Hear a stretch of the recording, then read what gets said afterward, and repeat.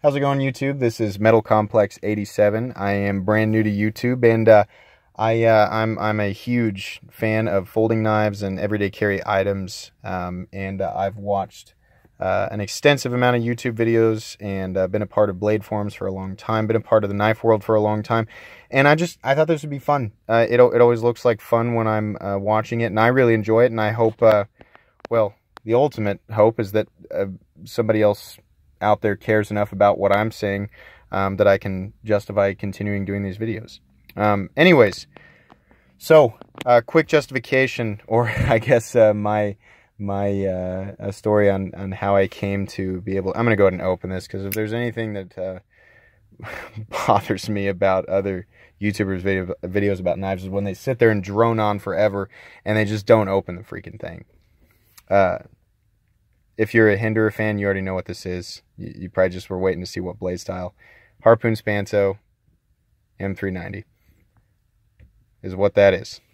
Anyways, why does it cost $625, and why in the heck would I spend $625 on this when I can spend $30 on this? And it also cuts, believe it or not.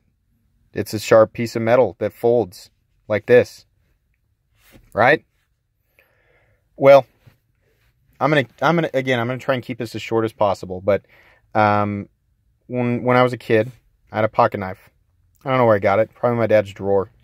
And I wanted it because I wanted to cut stuff, because knives cut stuff, and you know, whatever. I was 9, and it cuts rope and cardboard and whatever, bugs, if you're that kind of kid. But you use it and you abuse it, and maybe you break it, or it rusts out, or you lose it, or whatever. And so you get another one, and you get another one, and eventually you get to a point where you're 16 or you're 17, maybe, if you're like me, and you decide to buy one. And you buy one because it looks cool, right? Maybe it's like mine was black and was a Tanto, and it had serrations on it. It was a Kershaw Blur, which is a great knife, but it was $50, $50 or $60, which was more than I had ever even dreamed of spending on a. That was a lot of money to spend on a pocket knife, but it was super cool, and it was automatic or assisted opening, and I had to have it.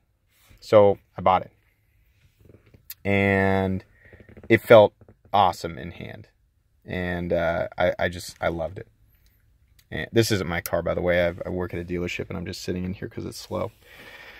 So you have that one for a while, and you know, I used it, but I just like knives, so I wanted to buy another one, and I wanted to buy one that was better. I didn't even know what better meant. Cooler looking, I guess. And I ended up going into a retailer and seeing Benchmade for the first time, and thinking, those are 150. Those, you know, must be more than twice as good, right? So I don't know how I even came up with the money, but I forked over 100 and probably way too much money. I think it was like $165 for a Benchmade Barrage. And if you know what that is, that's too much money for a Benchmade Barrage. But anyways, it was a better knife, you know. Well, I mean, some people may argue not, but if you talk about stuttering all over the place. Talk about the quality of the steel in a folder, and what it means to you know, have a quality steel. You know, you start learning about steels that can do certain things better than other steels, whether that be holding an edge better, or maybe it's resist corrosion better, or they're more abrasion resistant, or whatever. This one had 150. The Barrage had 154 cm on it. I didn't know anything about steel other than that it was stamped on there, and I bought it. And it was at that point, it was too much money to justify using. So I didn't use it. I just flicked it out a lot. And that turned into me, you know, essentially that was the gateway to me, like, wanting to buy knives that were better on paper, that had higher or more exotic materials in them, and that were just fun to have. Exclusivity, cool factor, and, you know, they were just fun to hold. And started learning about Rick Hinderer and his collaborations with ZT. I bought an 0562 in M390 steel because I heard M390 was the best thing out there. Not a lot of experience cutting. I just wanted to have the cool stuff. And Hinderers were like $800 at the time, if you remember that. No way. No, not even today. And that transitioned into blade forums and trading and learning that I could trade these knives. There was this huge community of people who, you know, bought and sold and traded knives and loved knives as much as I, you know, thought I did. I didn't, there, you know, I realized, holy cow, there's people out there that are way crazier than I am. And then I turned into one of them, and I love it. I went through actually, you know, multiple mid-tech knives, even higher quality, in terms of just, you know, where they're produced and what's produced in-house, usually USA manufacturing, all, of course, more premium steel, and usually titanium or other exotic materials, carbon fiber, things like that. Those things are more expensive because they're more expensive to produce, especially if they're produced in America and they're checked by hand, or they're fitted by hand, or they're sharpened by hand. Some of these are, I know this is, blades are CNC.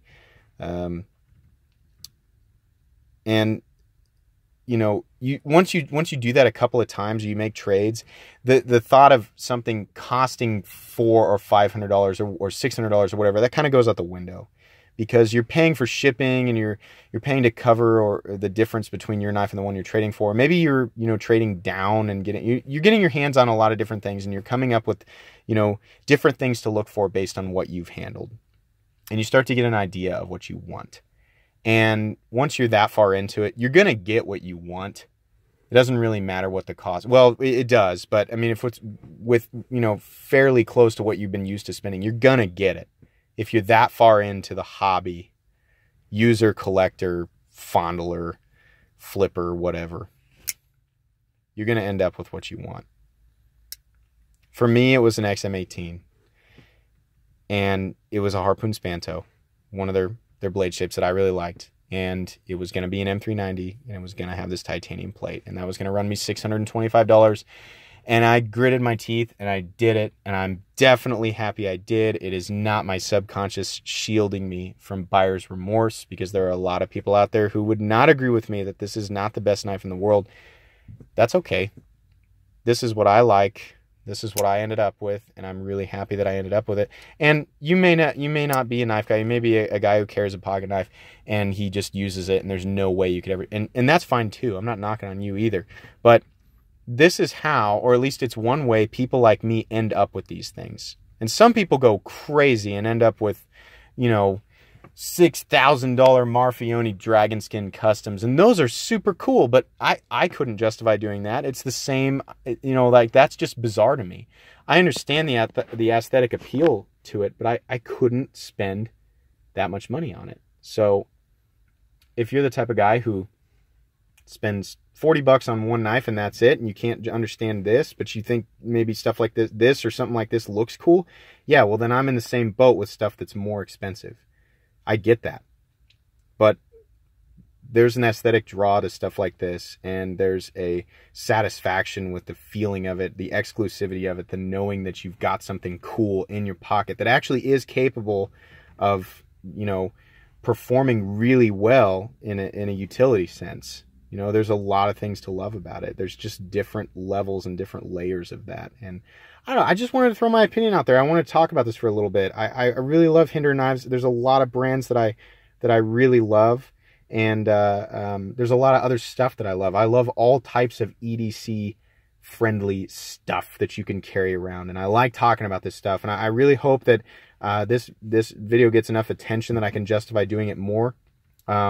I don't know. Let me know what you guys think. I've got a couple other knives, and I've got a couple other things, and we'll see where this goes. But yeah, I really enjoyed doing this. So, all right, have a good day, guys.